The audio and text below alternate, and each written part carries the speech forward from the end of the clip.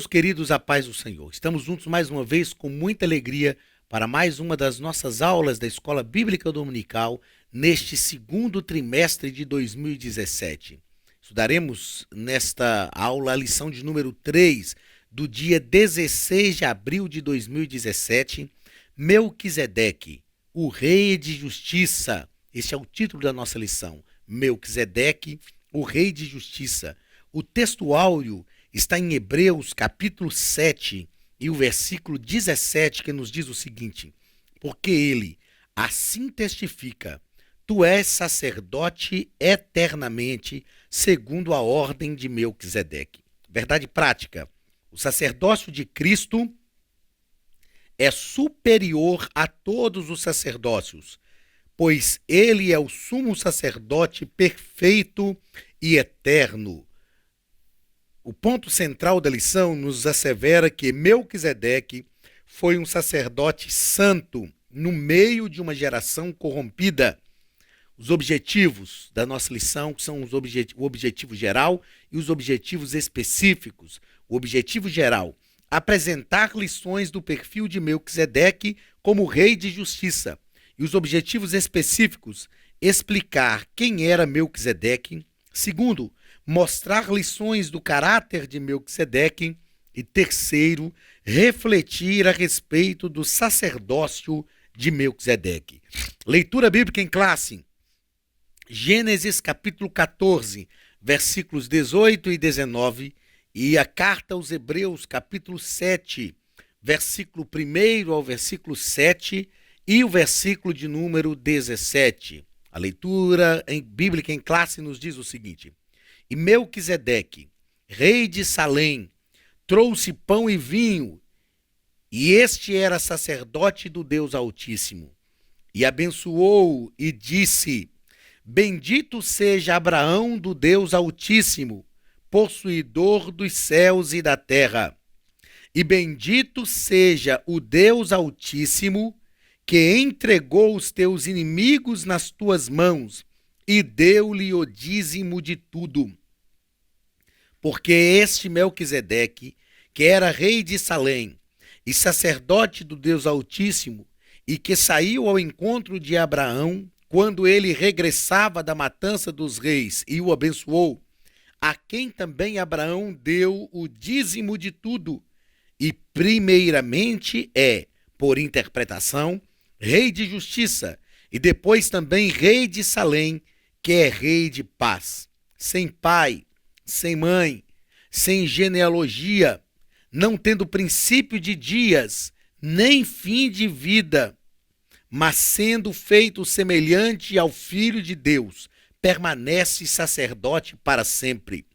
Considerai, pois, quão grande era este, a quem até o patriarca Abraão deu o dízimo dos despojos, e os que dentre os filhos de Levi recebem o sacerdócio têm ordem, segundo a lei, de tomar o dízimo do povo, isto é, de seus irmãos, ainda que tenha descendido de Abraão. Mas aquele cuja genealogia não é contada entre eles, tomou dízimos de Abraão e abençoou o que tinha as promessas. Ora, sem contradição alguma, o menor é abençoado pelo maior, porque dele assim se testifica: tu és sacerdote eternamente, segundo a ordem de Melquisedeque. Meus queridos, o que nós precisamos observar em relação a Melquisedeque é que quando o escritor aos Hebreus diz que ele era sem pai, sem mãe, sem genealogia, ele está declarando que o nome do seu pai, da sua mãe, da sua genealogia não foi descrito, não foi relatado. Infelizmente, existem pessoas ainda hoje que acreditam que Melquisedeque simplesmente surgiu por um milagre de Deus, ele surgiu do nada. Não. Melquisedeque tinha pai, tinha mãe, era um ser humano comum como outro qualquer. Era sacerdote do Deus Altíssimo. A Bíblia Sagrada não descreve a sua genealogia, não descreve a sua origem, e por isso o escritor aos Hebreus diz que é sem pai, sem mãe, não teve início de vida, porque a Bíblia nada fala do começo da sua existência, não teve fim de dias, porque a Bíblia não relata também o final dos seus dias, e desta forma, então, o escritor aos Hebreus assevera que ele permanece sacerdote para sempre. Na verdade, Melquisedeque é um tipo de Cristo no Antigo Testamento, né? Porque ele é maior do que Abraão, uma vez que ele recebe os dízimos de Abraão. E o escritor aos Hebreus vai usar Melquisedeque como uma figura do sacerdócio de Cristo, mostrando, entretanto, que o sacerdócio de Jesus é superior ao sacerdócio de Melquisedeque. Ok? Na introdução da nossa lição, o pastor Elinaldo Renovato, nosso comentarista desse trimestre, nos coloca que Melquisedeque foi um verdadeiro adorador no meio de uma geração idólatra e corrompida. Por quê? Porque a Bíblia diz que ele era sacerdote do Deus Altíssimo. Quando a gente lê a história de Melquisedeque, em princípio, nos causa um pouco de estranheza, porque ele não pertencia à descendência de Abraão. Então, Melquisedeque aparece no contexto bíblico sem nenhum precedente. Porém, o escritor, os textos bíblicos são claros e incisivos ao mostrar ele era cananeu, porém adorava o Deus Altíssimo. Era sacerdote do Deus Altíssimo. Vinha de uma descendência cananeia, porém sacerdote do Deus Altíssimo. Então ele servia ao Senhor. E isso vai nos indicar que de alguma forma o conhecimento de Deus chegou a Melquisedeque. Ou através da oralidade, que é a tradição oral, a partir de Noé, não é? Porque Noé ensinou os seus filhos e através desta geração de Noé, da descendência de Noé, que foi de onde Deus proliferou a raça humana depois do dilúvio, eles ensinaram o conhecimento de Deus para toda a humanidade, ou então o próprio Deus se revelou a Melquisedeque. Uma coisa é certa, ele conhecia o Deus Altíssimo. Primeiro ponto, quem era Melquisedeque? No primeiro parágrafo, o pastor Elinaldo Renovato vai nos colocar que Melquisedeque é um personagem misterioso. Misterioso por quê? Porque não há nenhum outro personagem na Bíblia citado como Melquisedeque é realmente citado. Sem genealogia, sem início, sem fim. Ele só aparece e da mesma forma inusitada que ele aparece, ele desaparece do contexto bíblico sem deixar nenhum outro comentário a seu respeito. Então era sem pai, sem mãe, sem genealogia, não tendo princípio de dias, nem fim de dias, nem fim de vida, mas sendo feito semelhante ao Filho de Deus, permanece sacerdote para sempre. O escritor aos Hebreus, nós fizemos essa leitura na leitura bíblica em classe, no capítulo 7 da carta aos Hebreus, e o versículo 3, ele nos descreve dessa forma. Então é preciso, como eu já disse, entender este texto, para que a gente não seja místico e ensine que Melquisedeque surgiu do nada, como um milagre de Deus que ele apareceu. Existem até estudiosos que acreditam em Melquisedeque como uma teofania, ou seja, uma prefiguração de Cristo no Antigo Testamento. Mas nós não temos argumentos bíblicos teológicos para defender isto. Sem dúvida nenhuma, existem situações teofânicas e epifânicas no Antigo Testamento. Em diversas vezes nós vemos essas aparições que nós chamamos de prefigurações de Cristo. Não encarnação de Cristo, mas uma prefiguração de Cristo no Antigo Testamento. Então aparece ali um homem, por exemplo, quando Josué estava próximo dos muros de Jericó e chegou lá um homem, ele viu um guerreiro e ele perguntou: és tu um dos nossos ou dos nossos inimigos? E ele respondeu: eu sou príncipe dos exércitos do Senhor. Josué então cai prostrado, adora o Senhor. Ali era uma aparição, uma prefiguração de Cristo, uma teofania.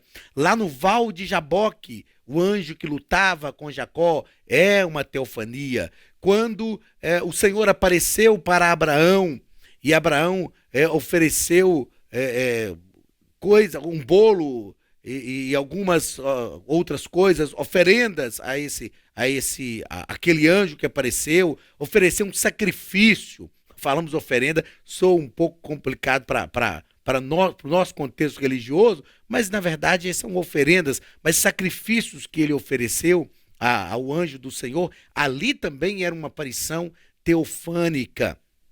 Então, por diversas vezes, nós temos aparições teofânicas no Antigo Testamento. Lá com Gideão, o anjo do Senhor que aparece a Gideão é uma aparição teofânica, uma prefiguração de Cristo no Antigo Testamento.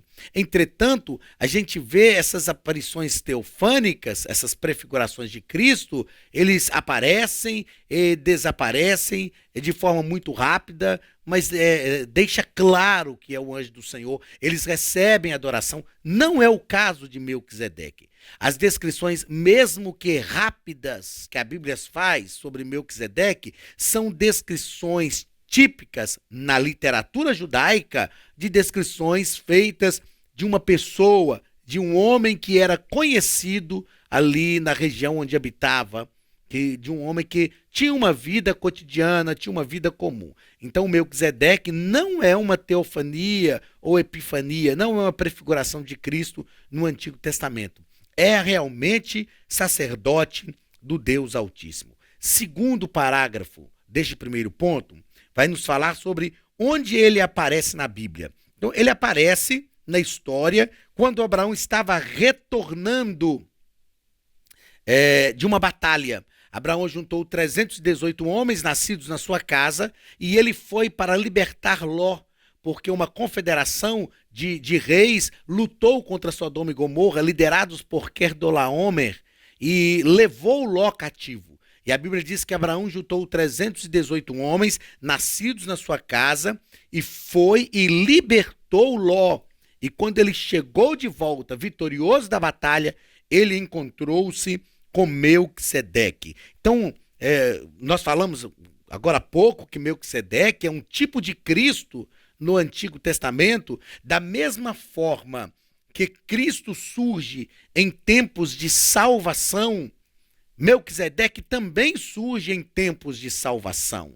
Na verdade, Ló foi salvo por Abraão e Melquisedeque aparece naquela situação. Então, Melquisedeque é um tipo de Cristo no Antigo Testamento. Terceiro parágrafo do primeiro ponto. Características de Melquisedeque. Quais são algumas características de Melquisedeque que indica um caráter de um homem realmente transformado por Deus, o caráter de um rei de justiça? Sua atitude generosa demonstra que reconheceu que a vitória tão grande com um número menor de combatentes só poderia ser resultado da bênção de Deus sobre Abraão. Na leitura bíblica em classe, até eu gostaria de fazer uma correção, foi um erro de grafia. Na leitura bíblica em classe, está no início aqui, na citação, na referência bíblica que a nossa lição traz, fala que Gênesis capítulo 14, versículo 18 e 19, mas na leitura bíblica em classe está também o versículo 20. Veja quais são as palavras de Melquisedeque. Ele abençoou Abraão e disse: bendito seja Abraão do Deus Altíssimo, possuidor dos céus e da terra, e bendito seja o Deus Altíssimo. Olha como ele reconhece o Deus Altíssimo, que entregou os teus inimigos nas tuas mãos. Então o Melquisedeque reconhece que aquela batalha vencida por Abraão, com um número muito menor de combatentes, foi uma batalha onde a vitória veio do Senhor para Abraão. Então ele diz: bendito seja Abraão, do Deus Altíssimo. Mas bendito seja o Deus Altíssimo, que te deu vitória sobre os teus inimigos. Então ele reconheceu que essa vitória era realmente uma vitória vinda do Senhor. Então, quais foram algumas atitudes ou qualidades especiais de Melquisedeque? A primeira delas, ainda aí no terceiro parágrafo do primeiro ponto, ele era rei de Salém, rei de justiça. Então, Melquisedeque, a Bíblia diz que ele era rei de Salém, trouxe pão e vinho. Veja a representação do próprio Cristo aqui.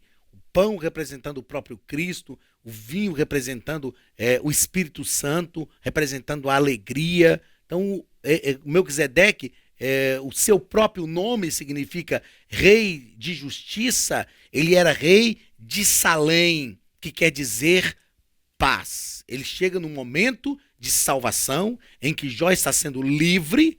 E a visão de salvação, quando a gente estuda soteriologia, nós aprendemos que a visão de salvação no Antigo Testamento é justamente a visão de ser livre do inimigo, ser livre de cair no abismo, receber, era uma salvação física. Então ele chega neste momento de salvação e ele traz pão e vinho, alegria, sustento.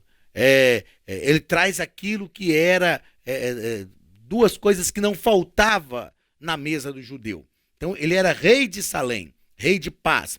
Ele era sacerdote do Deus Altíssimo, que é o El Elyon, o Deus Altíssimo, o Deus que está acima de todos os deuses. Ele conhecia, como nós já falamos, conhecia Deus através de uma tradição que se espalhou após o dilúvio, ou então a partir de uma revelação sobrenatural dada pelo próprio Deus. O que nós aprendemos com isso? Que Deus sempre se revela. Deus sempre se revela. Nós olhamos o contexto bíblico e, sem dúvida nenhuma, a revelação de Deus na Bíblia Sagrada, ele parte de Abraão, da chamada do povo de Israel. E quando estudamos história de Israel, nós conseguimos construir uma linha cronológica da história do povo de Israel, desde o Éden, desde Adão, passando por Abraão e culminando em Cristo, que é o ápice, o clímax da revelação de Deus ao ser humano. Mas a revelação de Deus, nesse contexto que estamos estudando nessa lição, ela não foi dada tão somente ao povo de Israel, porque Deus, de alguma forma, se revelou e fez com que este conhecimento do Deus verdadeiro, do Deus Altíssimo, chegasse até Melquisedeque. Então, a revelação de Deus, nós aprendemos missiologicamente que a revelação de Deus está acima das culturas. Está acima das culturas. Tem um livro, se não me falha a memória, do Don Richard, chamado O Fator Melquisedeque, que fala sobre isso. Tem um outro livro também chamado O que será dos que nunca ouviram? O Totem da Paz também vai falar sobre isso. A revelação de Deus através das culturas. E a revelação de Deus vai além das culturas. Outra característica de Melquisedeque é que ele abençoou Abraão. Então, como sacerdote, veja que Abraão é chamado por Deus, mas como sacerdote do Deus Altíssimo, ele tinha, sim, autoridade espiritual para abençoar Abraão. E outra característica de Melquisedeque é que ele recebeu o dízimo, ou seja, Abraão lhe deu o dízimo de tudo. Então Abraão entendeu que, tendo sido abençoado pelo sacerdote do Deus Altíssimo, deveria ser grato a Deus pela bênção e entregar o dízimo. E nós aprendemos, através desse relato da vida de Melquisedeque, que o dízimo é gratidão. O dízimo deve ser entregue como gratidão a Deus, como reconhecimento de tudo aquilo que Deus faz, as vitórias que são outorgadas por Deus a cada um de nós. E então nós entregamos dízimos, ofertamos ao Senhor, não que ele precise de dinheiro, mas como forma de gratidão, nós ofertamos de tudo aquilo que temos. Segundo ponto. Então, no primeiro ponto, nós vimos aí quem era Melquisedeque, vimos algumas características de Melquisedeque. No segundo ponto, nós vamos ver sobre lições do caráter de Melquisedeque. Primeiro parágrafo, Melquisedeque tinha um caráter justo. O próprio nome significa rei de justiça. As suas atitudes decorriam do seu caráter ilibado e santo. Então Melquisedeque não se torna justo ao encontrar-se com Abraão. Na verdade, a Bíblia diz que ele já era sacerdote do Deus Altíssimo. Então as suas atitudes, a sua atitude de abençoar Abraão já é a demonstração de uma característica do seu caráter. Nós vimos lá na primeira lição o que é o caráter. Caráter está ligado aos nossos princípios, aquilo que nós acreditamos. Né? A personalidade está ligada à maneira como as pessoas nos veem. E perceba que Melquisedeque, tendo um caráter íntegro, ele tem também uma personalidade íntegra, porque o caráter reto aperfeiçoa a nossa personalidade. Segundo parágrafo, um caráter pacífico.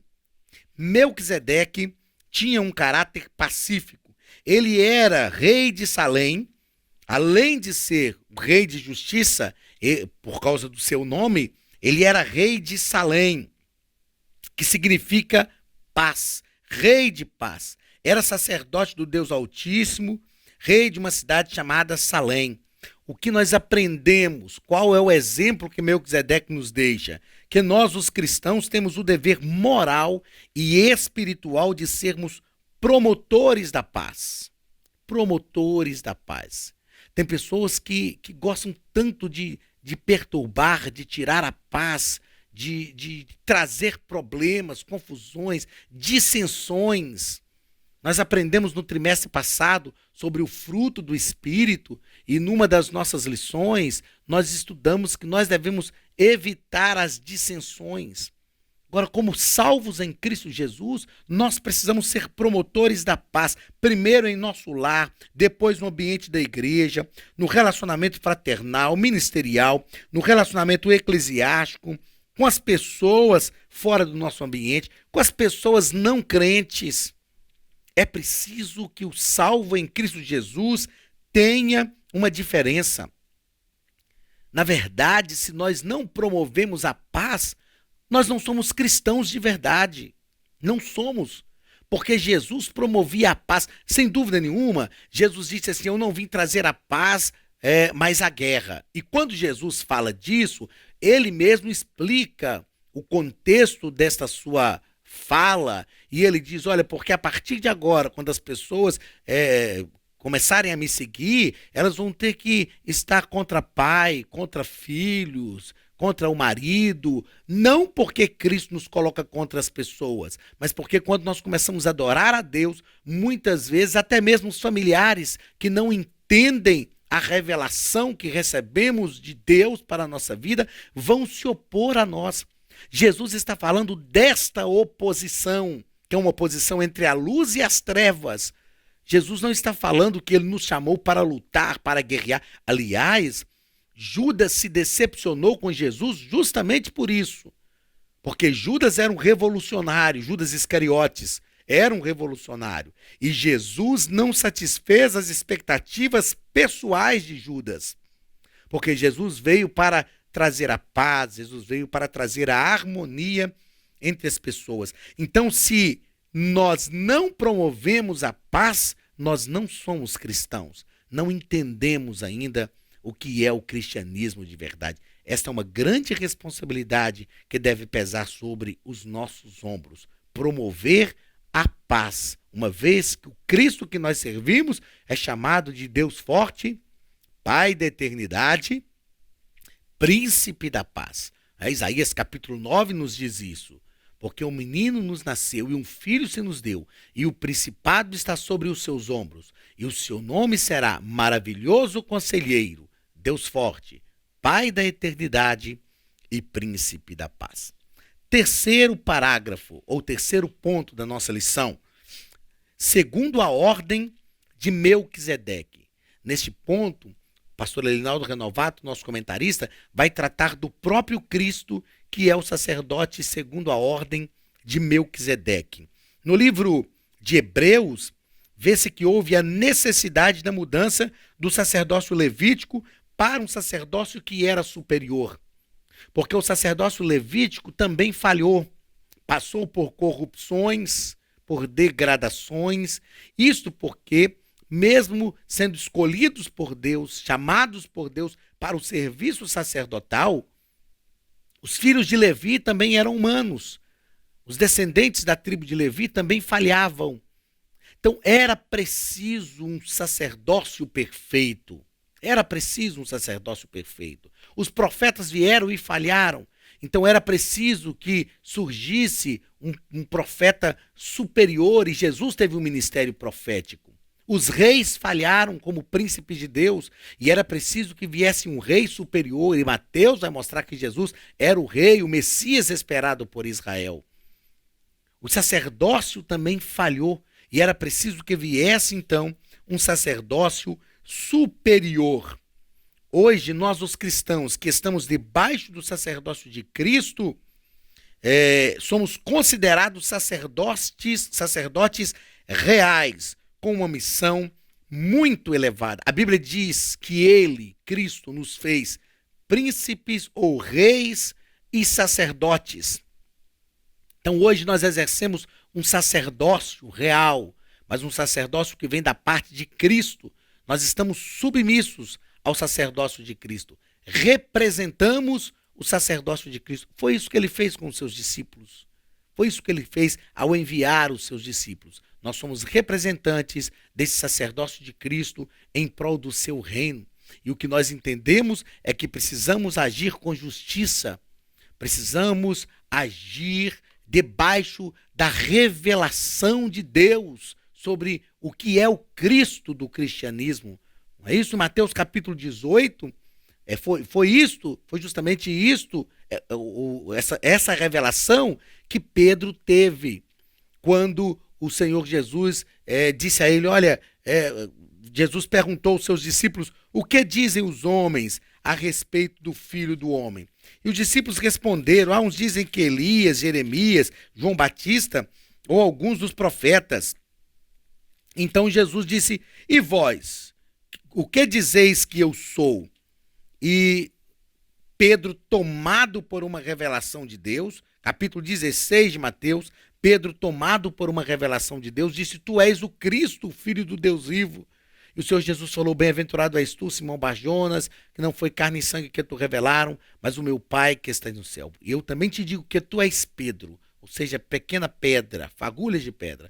Mas sobre esta pedra, que foi a declaração de Pedro, firme como uma rocha. Que declaração é essa? Tu és o Cristo, o Filho do Deus vivo. Jesus disse, eu edificarei a minha igreja e as portas do inferno não prevalecerão contra ela. Mas Jesus disse a Pedro, nas tuas mãos eu ponho a chave do reino dos céus.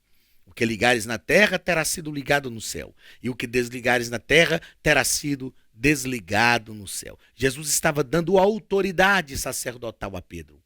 Mas Jesus só deu esta autoridade sacerdotal a Pedro depois que Pedro teve uma correta ou uma revelação direta do Pai de que Jesus Cristo é o Cristo, de que Jesus é o Cristo, o Filho do Deus vivo. Então, como sacerdotes de Deus no seu reino, estando submissos ao sacerdócio de Cristo, nós precisamos de uma visão correta do reino de Deus e agir conforme o sacerdócio que nos foi outorgado por Jesus.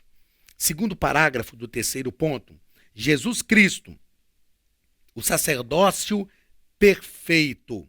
Jesus Cristo, o sacerdócio perfeito.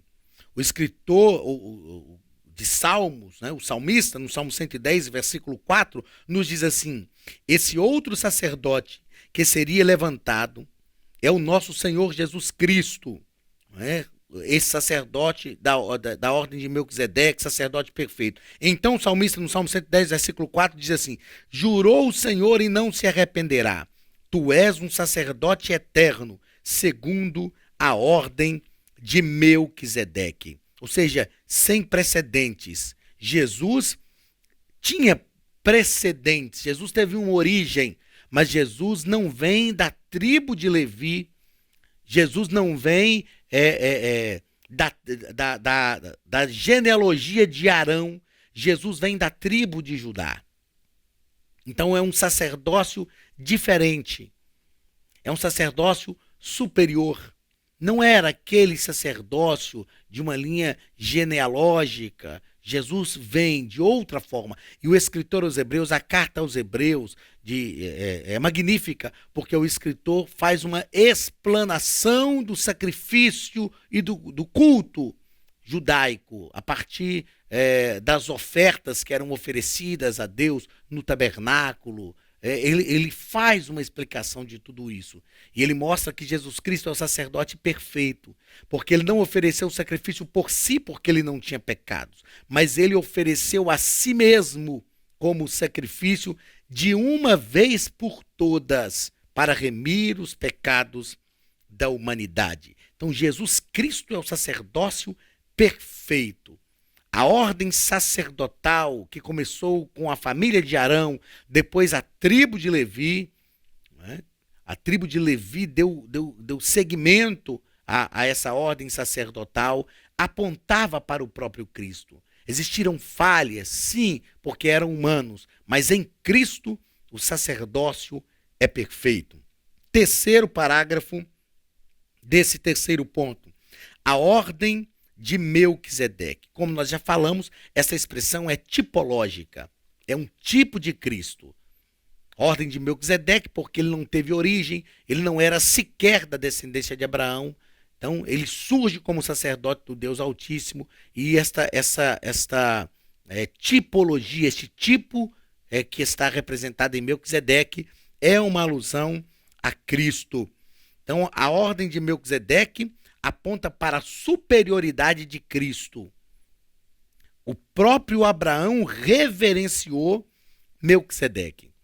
Então, o escritor aos Hebreus vai usar essa história, esse fato de Abraão reverenciar Melquisedeque para trazer a mentalidade judaica ao seguinte: se Abraão, vosso pai, reverenciou Melquisedeque, que era um sacerdote do Deus Altíssimo e surgiu no seu tempo, muito mais nós devemos reverenciar o sacerdócio de Cristo.